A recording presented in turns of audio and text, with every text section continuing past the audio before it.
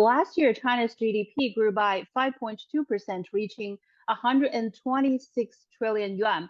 So how do you assess these numbers against the backdrop of the slowdown of global economic recovery? Well, I think it's encouraging that China was able to hit the growth target that the premier established nearly a year ago. This reflected a lot of effort on the part of Chinese authorities to deal with what are still a series of tough problems confronting the Chinese economy. The unique features of the Chinese growth model, to me, the unique features have long rested on China's capacity to implement reforms, reforms of its economic structure, reforms of its social structure, political structure, its governance.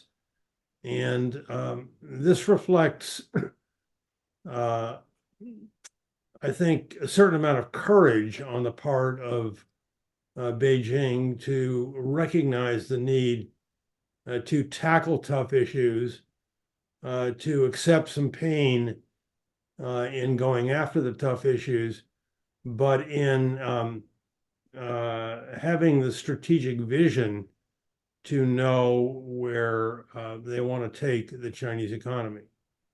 And I implore Chinese policymakers right now, ahead of the National People's Congress, to operate in that same spirit of courageous reform that has been so critically important in pushing the Chinese economy ahead.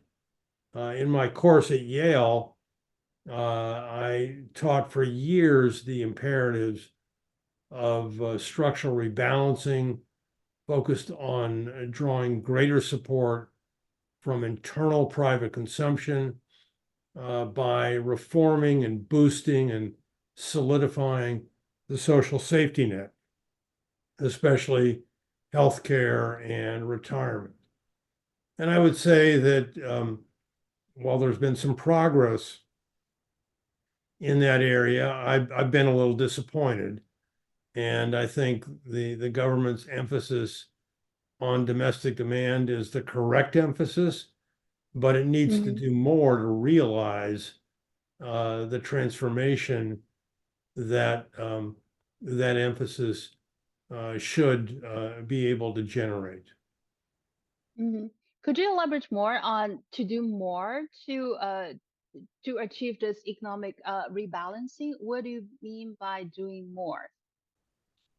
Well, I just go back and focus on internal private consumption. Chinese households, because of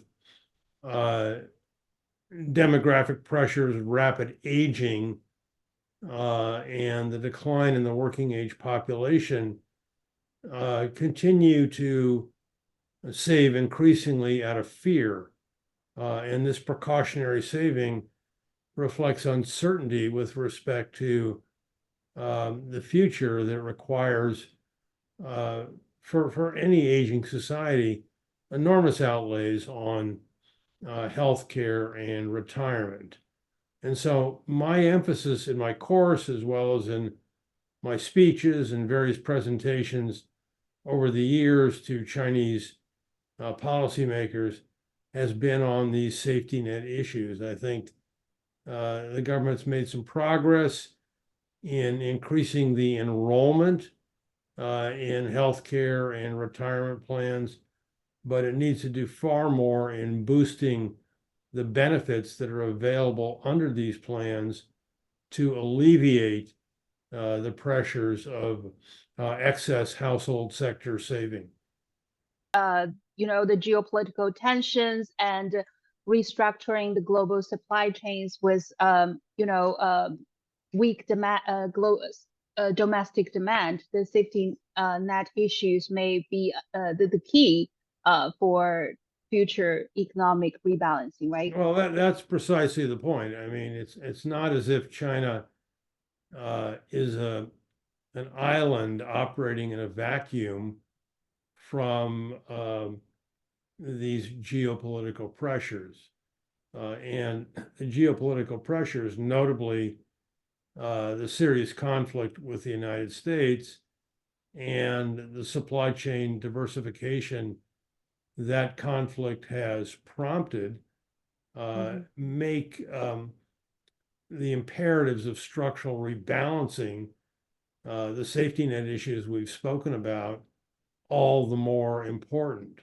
I think the bottom line is that China has benefited dramatically in terms of its economic development over the past 40 years by importing technology from abroad. And the US-China conflict has raised serious questions about China's capacity and its ability to continue doing that in the future. And this is no surprise to Chinese policymakers.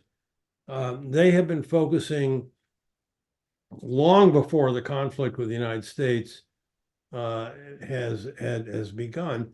They've been focusing on the need to shift to homegrown or indigenous innovation. And the Chinese government has promoted this trend. It's emphasized the need to boost research and development expenditures, to focus on educational reforms in the science, technology, engineering, and math areas.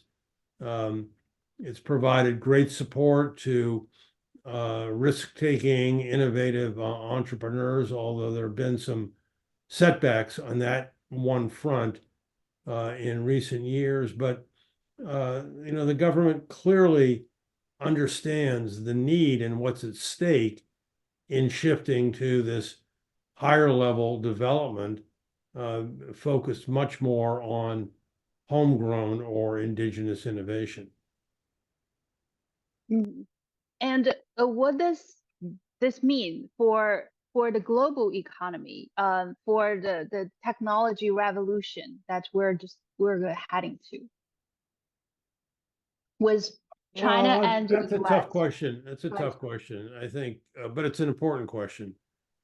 What worries me about the global implications of the conflict that's emerged between the United States and China over advanced semiconductors and advanced technology in general is the possibility that there will be a fragmentation of innovation and new technologies. And I think the one thing that has been so positive about the current wave of innovation around the world is it's been built on a model of cross-border collaboration.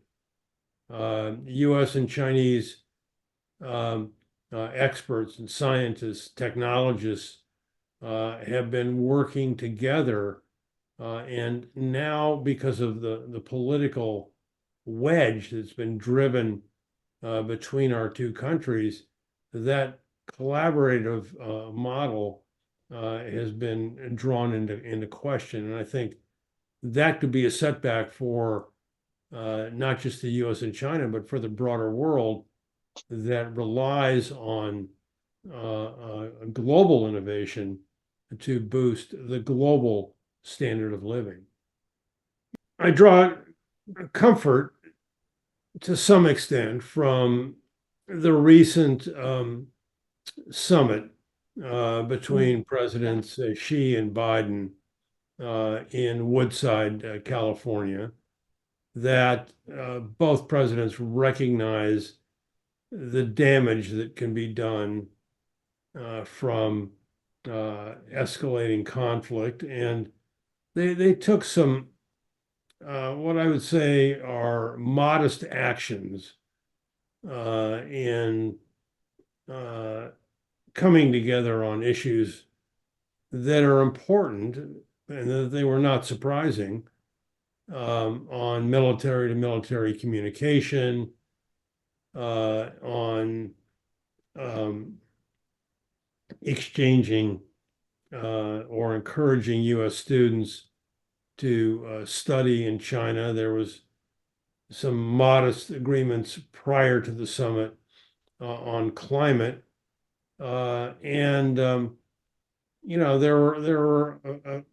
was an important understanding reached in addressing the fentanyl crisis and the role that China could play in alleviating the precursor supply chain for the production of fentanyl. I think this is all good. It's necessary, but not sufficient to really alleviate what I think is a residual and worrisome tension between our two nations.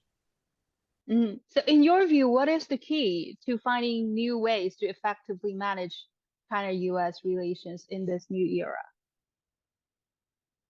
Well, there's no magic, and I'm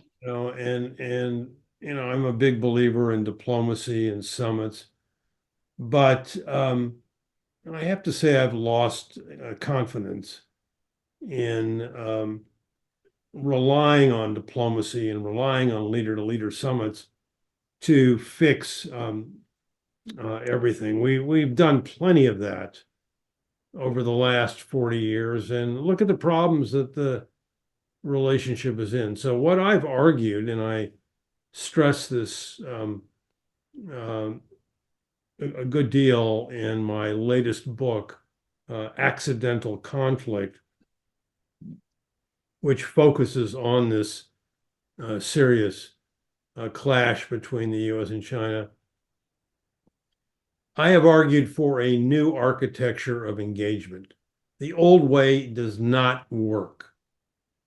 And so I have advocated and detailed a proposal to establish a new US-China Secretariat, an organization located in a neutral jurisdiction like Switzerland or Singapore, that operates on a full-time basis, 24 hours a day, 7 days a week, dealing with a broad range of issues that jointly affect the United States and China.